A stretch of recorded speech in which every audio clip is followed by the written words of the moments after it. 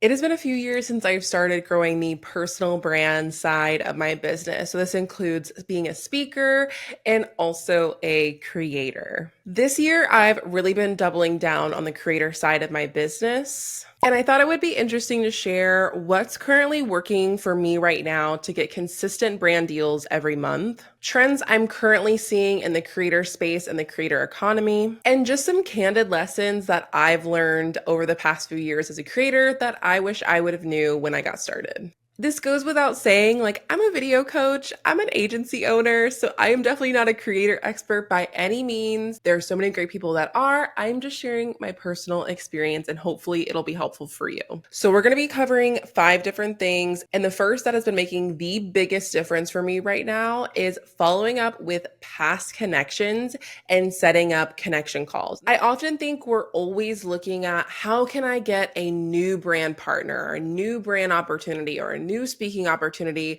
without even realizing what opportunities you maybe already have that you'd like to grow on or expand on. Even if you didn't get paid the first time you spoke with them, even if you didn't get paid the first time you worked with them, or it was lower than your rate is now, it doesn't mean there aren't opportunities for you to collaborate now. So I essentially went into my database of brands that I had partnered with over the past year that I either really like, enjoy, use, slash had a really great experience with collaborating with. And I sent them a very simple email of like, hey, loved partnering with you, would love to hear what you're up to. I have some ideas I'd love to share. Want to hop on a connection call? We made a little calendar link for people to book these calls, and 5 out of 5 brands booked the calls. And every single one of them were like, yeah, love the ideas. Let's partner. Send over a proposal. Let's talk about rates. I even landed a partnership from it. So I feel like this is such an underutilized strategy of yes, you can pitch, yes, you can attract opportunities, yes, you can like be doing all of that, but like what are relationships you already have that you can just leverage more of? And I also think it shows the value of hopping on a call. I feel like over the past few years, I was in a phase where I was like, I want no calls on my calendar ever.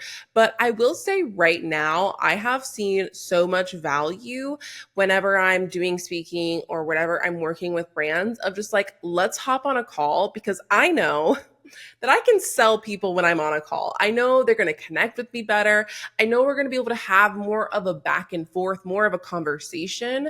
And so if you have felt hesitant to hop on calls with brands or speaking engagements before they pay, because that was me, that was definitely me, I would reconsider it. 30-minute connection call, go in with some questions prepped, go in with some ideas. I like jot down a few ideas that I have. I like look into what we did before. I take feedback from my audience of our past partnerships. I look at like what new features they have. Like I look at all of that. And I usually just start the conversation of just like, what are you guys working on? Like what type of partnerships are you wanting to do more of with creators? Those types of things. So this is definitely a hot tip that has really been helping me lately. The second strategy, which I admittedly have really fallen off of, is creating more creator speaking content and treating it like it's its own offer. As someone who isn't a full-time speaker or a full-time creator, it's really easy for my priorities to shift, which isn't a bad thing and is like very normal in business. Right now, I'm in agency mode. In the past few years, I've been in education, like coaching side of my business mode. And so it can make it really easy to not be posting the type of content that is going to attract the types of opportunities you want. If you want to do more speaking, are you posting your own podcast episodes if you want to be on podcasts? Are you sharing and posting behind the scenes when you are doing speaking? Are you getting footage of you speaking? That's something I started doing this year. Like whenever I'm on a stage, whenever I'm on a panel, whenever I'm speaking, I am getting content of it. I'm putting my husband to work if he's coming on a work trip with me, getting a little camera in his hand, and I'm getting some content. And I think all of us could be doing more of this. It's like, if you want to attract those opportunities, are you creating organic content tagging the brands you want to work with? Are you attending the event you want to speak at and creating content of you there? those are the best ways to not only position yourself as a creator, as a speaker, so people can literally see it on your feed, but it's also a great way to show what you would be like on stage in a brand partnership. And also, you tagging that brand is starting a conversation. It's getting you on their radar. Not even to mention, I recently have been prioritizing LinkedIn, which is a whole thing. It's like a totally different platform than the other platforms, but I've really been treating LinkedIn as like my personal brand career page where I'm posting behind the scenes from working with brands, projects that I'm working on with my agency clients, kind of educational speaking style content, recapping events that I'm speaking at. I also find that a lot of podcasts I'm on or speaking events that I'm doing are usually tagging me when those types of things are happening. So I've been doing this like super recently, still figuring things out. Kristen, who I'm a part of her membership, the Social Suite, has been such an amazing gem of a resource. She's the one that even like planted the seed of building my creator business on LinkedIn. So I highly recommend checking out her membership. That's been just such a great resource. And just to learn about LinkedIn alone it's so worth joining.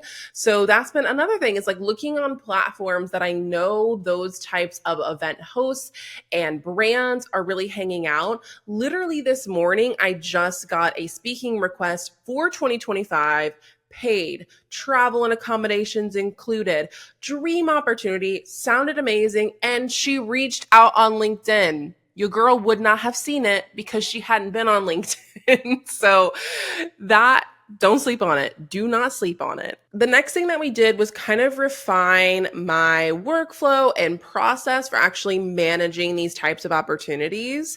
This is something that I definitely see changing because I've had management in the past. I definitely see me having management in the near future. But right now, since I'm in that limbo of self-managing, I've really been focusing on how can we systemize this like any offer. So having a place inside our ClickUp where we're tracking everything, assigning subtasks for me to remember to like follow up with brands and send emails and track notes from conversations. Also, like I mentioned, we have a calendar link just for brand partnerships. And this goes back to the last tip I shared is like treat your speaking and your creator offers as a business. If you're just like raw dogging it, doing all these different things and don't have a process, a system, like you're not going to be effective with actually working with those brands. So hot tip, create a system, get organized, have a workflow, have regular check-ins on your calendar for following up with those types of things. This also includes like having a place where you have all of your rates and all of the things you offer very easy to find. This is great for your team to just have access to, but it also makes it really easy to have a starting point. I think a lot of people say like, I don't know what to charge. Like, I wouldn't know what to charge for this. And it's like, you have to just like set your rates, and that should always be the building block on which these conversations. I don't look at a proposal I'm putting together for a brand and think I'm just going to randomly throw out a number here and see what they have the budget for, or I'm just going to build something around their budget. Like you want to establish your rates first and use that to build on what you're sending. So that's another easy system you can have in place. The next thing, which I know might not be relevant for everyone, but it's really been kind of what's been working best for me, is working with a lot less brands and taking on less opportunities. I've really tried to be more selective and actually have a dream list of opportunities or brands that I want to be a part of. For example, I would love to go on a brand trip. I would love to do more in-person speaking that's like sponsored by a brand. And that's why I want to build relationships with brands and companies that are going to actually possibly bring those opportunities to the table. This also has made me a lot more discerning of saying no to things. If I don't use it, if I wouldn't recommend it, if I don't like it, I'm not going to say yes to it. And I think this is just such a big mistake I see even new creators making, of just saying yes to the gifted partnership, saying yes to the partnership that's not paying a ton, but it's something just to be doing creator things. But like you don't actually like it. You just started using it when they sent it to you. And I always like to think big picture. For example, if I work with a specific type of tech company and I say yes to working with them, even if there's not exclusivity like included in the contract or anything, just by me working with that brand could turn off me working with my dream brand. And I also think it doesn't build trust with your audience. If you're saying yes to everything and people are like, never seen you talk about that, never seen you use that, it's going to be like when you actually post the brand partner that you're very excited about and use and love, they're not even going to be vibing with it. So even if you're just starting out, I think everyone could be a little bit more discerning on where you say yes to things. Doesn't mean don't get started with something. I know I've talked about on my podcast before on like I find a lot of value in doing free speaking. I still occasionally do free speaking if I know I'm going to get benefit out of it. If I know it is like the perfect room for me to be in front of. Those types of things, like you at the end of the day know what your dream list is, know what you're looking to achieve, know what types of opportunities you're creating. And so you need to think if saying yes to something that's not on the dream list, is it getting me closer to the dream list? Or is it distracting me from the dream list? But the main questions that I like to think of when a partnership opportunity comes in my inbox, I'm referred to something, whatever, the first question I ask is this a product that I actually use and like, or that I've wanted to try? The second thing I ask is, would my audience love this? Is this their vibe? Do I know they are looking for this? The other one is this on brand and relevant to my content? Ooh, this is very important. This is why we have things like content pillars, because yes, you can post about personal touch points. Like for example, I know I'm going to share my matcha routine. I know I'm going to share my wellness, me and my garden. Those are things that I share that are like personal touch points, books, reading. Those are personal touch points that I share in my content. So it would not be totally out of left field for me to partner with a matcha brand. In fact, I would be very open to that. But if I started posting about, I don't even know, something just totally random that even if I'm interested in it personally, isn't actually relevant to my content pillars and my brand, that doesn't make sense. We're going to say no to that. And the last thing I asked, which I already mentioned, is does this compete or distract from the actual types of opportunities I'm wanting to attract? And the last thing that I have just been leaning into and that I wish I would have been focusing more on in past partnerships that I've done is making more long-term relationships. Instead of just doing one-off campaigns, which definitely will come, definitely will happen, how can we make this a 3-month partnership, a 6-month partnership, where not only am I able to talk about whatever it is multiple times and in multiple pieces of content, which is not only going to get the brand better results, it's also going to like really resonate better with my audience.